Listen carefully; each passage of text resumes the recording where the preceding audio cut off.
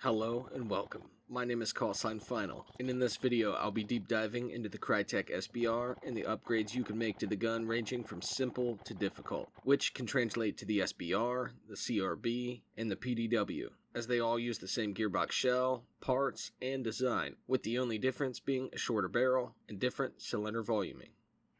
To start, this is an upgrades guide, a general guide to the path of upgrading the Krytac Trident MK2.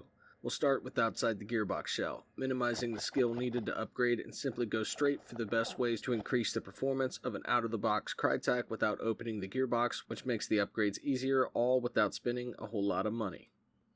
There are 5 major parts outside the shell that impact performance, which are the hop-up chamber, the hop-up bucking, the inner barrel, the motor, and a vastly overlooked part, which is the motor connector. Now, the top 2 biggest things you can change straight away can greatly increase the performance without even opening the gearbox, and they're fairly easy to do.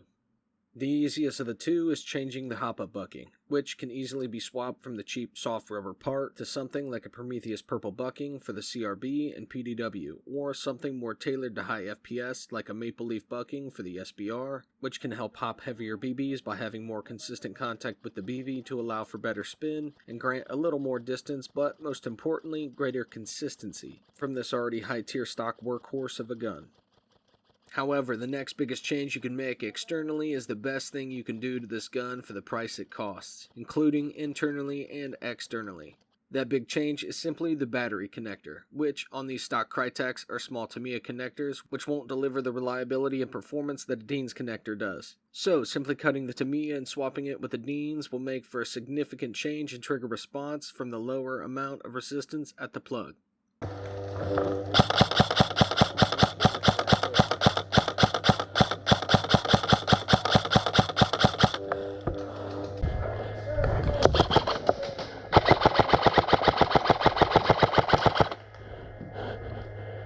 The rest of these externals are actually great, with several of these hop-up chambers being sported in many of my upgraded builds, but the biggest issue is they have a proprietary nub which cannot be replaced. However, brands like AirTech Studios or Umbrella Armory make aftermarket R-hop arms for them if you wish to pursue R-hop for your build, as you can modify the stock bucking for flat hop and can install an R-hop patch extremely easily if you replace the hop-up arm.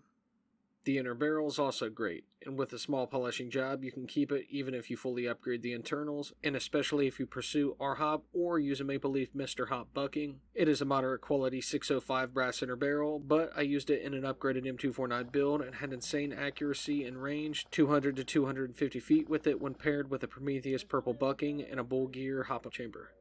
Then lastly, the motor is actually very good for a stock motor with a neodymium motor can and a 16 TPA 30K rated O-type armature. It is a clean motor, smooth, high quality, and fairly snappy with not many options to go with for replacements aftermarket wise besides ASG Boost or ASG Infinity or potentially maybe ZZI for higher TPA unless you want to go brushless, which would require you to change to an advanced MOSFET board. But within the realm of keeping the stock MOSFET, the most noticeable change would be swapping to an ASG Boost motor if you can secure one for cheap, otherwise it wouldn't be worth upgrading the motor unless you switch the MOSFET. Now for the internals. To start, I will say that the performance that is provided for what is inside the gearbox is rather impressive, honestly. Because besides the gearbox shell itself, there are some decent changes you can make to dramatically increase the performance and reliability for a very little cost. However, the biggest hurdle with the Krytac is working around its proprietary gearbox shell design. A few of the parts cannot be swapped or require some modifications to do so. If you're looking for a clean swap, no Dremel work or tuning of parts, then you're down to just a few modifications, but which can have great results. The biggest change you should make for reliability's sake is replacing the stock piston with any aftermarket full metal steel teeth piston. I recommend a simple SHS full metal steel teeth piston. This is one of the clean swap, easier to do parts on the list. To note why, the Krytac Nautilus version 2 gearbox shell comes stock with the polymer piston with only 4 steel teeth and the rest being straight plastic, and most importantly it has no AOE correction done at all. Simply not the most reliable thing you want to have in a 1.5 joule setup. Replacing that and adding a new piston head are pretty important, as the stock piston head is hard to remove from the stock piston. I have tried SHS piston heads, FPS software from Brill Armory, EMG, Lonex, and Angel custom piston heads, and they're all pretty similar in performance. So anything polymer for reducing impact would be great, as I've tried both polymer and aluminum, and I'd recommend polymer if you're big on reducing the slap from a heavy piston assembly. The second change is equally as important as the first, which is to make sure you correct the AoE because the stock setup is not at the optimal start position, although it does have a sorbethane pad on the cylinder head for shock absorption, so a simple faucet washer will work if you choose to keep the cylinder head.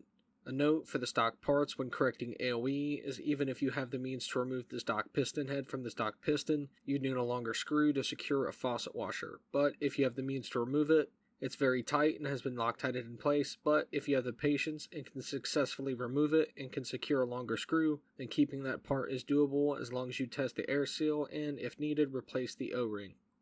With those two things said, once you get inside the shell and start replacing parts, you will most definitely want to take a look at the gears. The third most important upgrade in this shell is with the spur gear.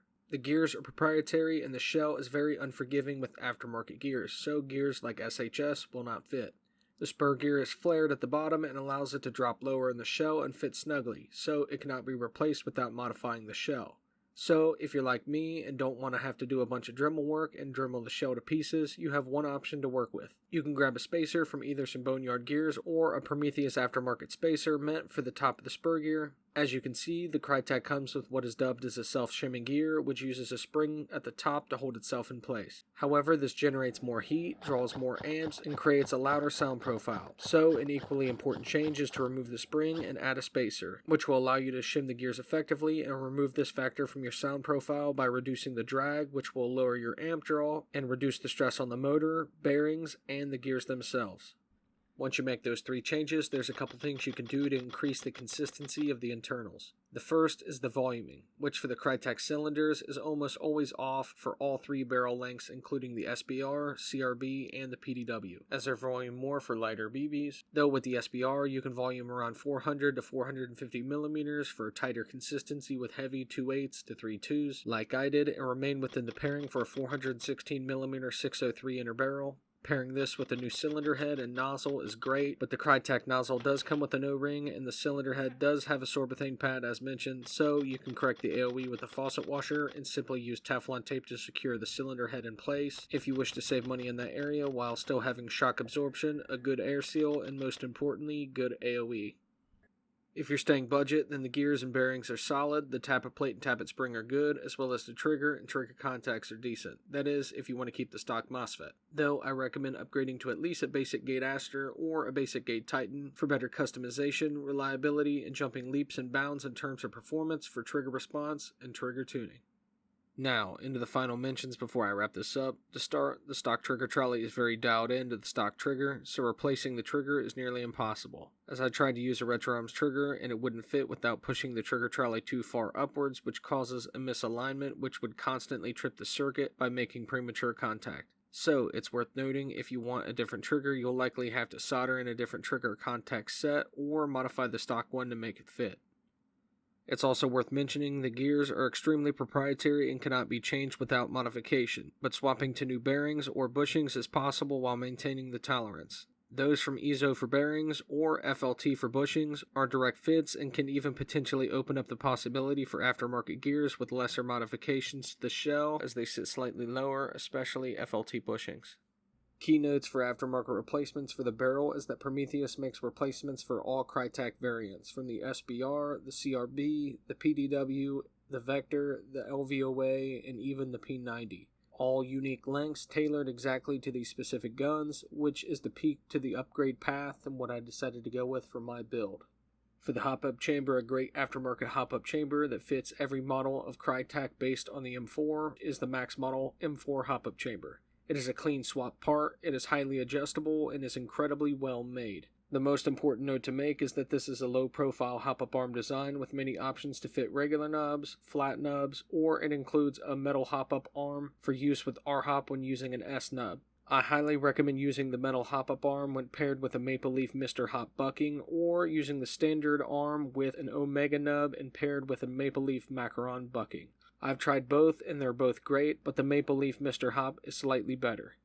For the MOSFET, I'd recommend switching to any gate trigger MOSFET to fully customize this build, though you can always go with the Jeftron Leviathan, but the old mechanical switch models require you to cut down the front portion of the board to fit the front of the shell. It has special markings that indicate where you cut, and it is safe to do so, but it must be done to get it to fit. As far as I know, this is still a thing on the newer optical models, but I haven't had an opportunity to test one.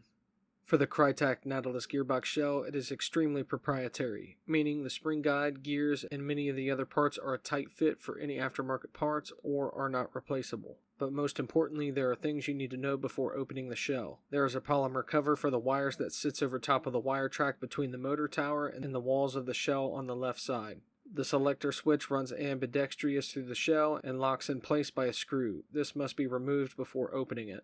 The bolt catch mechanism also runs through the shell and secures by a screw the same way. However, it is very finicky and must be tightened exactly right to the exact length or the bolt catch will not work. So make sure to test with the bolt catch lever inside the shell with the trigger pins and rear pin installed before you fully reassemble the gun, as it is very finicky and may work by hand before you reassemble but won't work with the lever when you install it and the body pins. It stops working because it has to be the exact length needed in order to work, and the slight shift from installing the pins can pull the shell upwards, downwards, or slightly closer to the center and throw that alignment off. There's a lot of issues with the Krytac's proprietary design when it comes to handling upgrades. However, its out-of-the-box performance is actually quite good, so the few modifications you can make externally will increase its performance and can honestly make opening the shell unimportant until something fails or until maintenance on the internals has to be done. I used mine stock for 2 years before it required maintenance, so they get a solid amount of time and use before opening is required. So they're a decent buy for the price. There are many other guns you can get, but this is a little more budget friendly, and if you have the skill to solder the connector and convert it to Deans and can swap the bucking to something like a Prometheus Purple, then you will greatly outperform almost all other AEGs on the field and can perform close to HPAs that are using low budget hop-up setups. Now, let me take a moment and show you every upgrade milestone I've made over the years with this build, but quickly let me show you my current build list.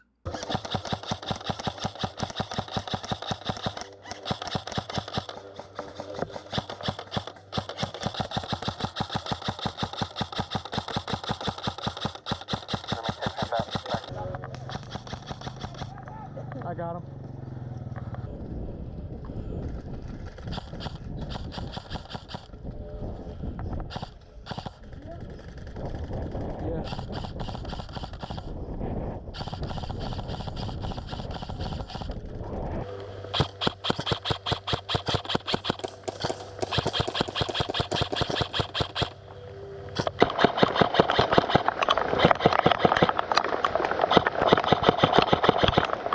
I hit my load.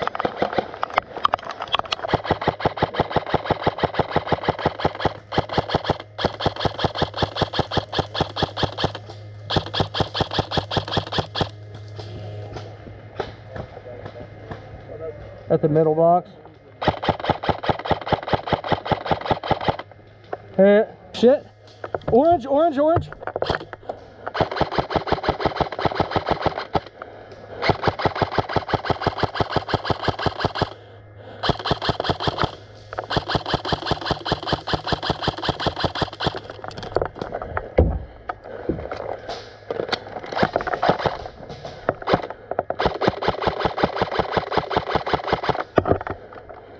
Go, go, go, go, go, go.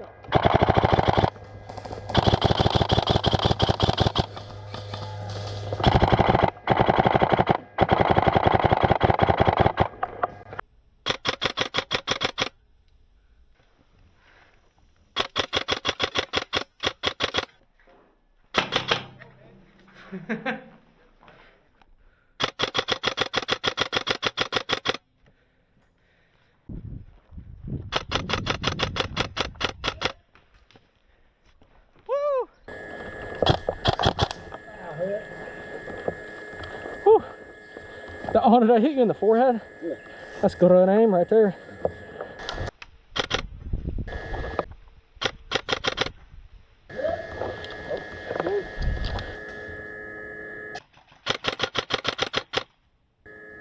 Got him.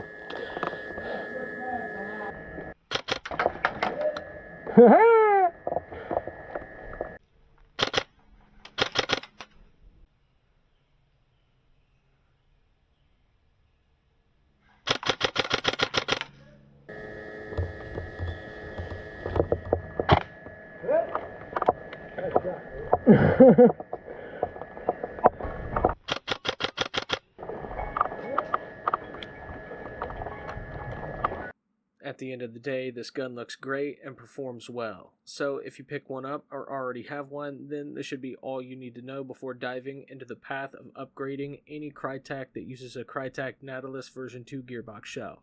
However, if you have any questions or suggestions for anything I did not cover, simply let me know in the comments and I'll do my best to get you the answers you need. As always, thanks for watching. This is Callsign Final, signing off.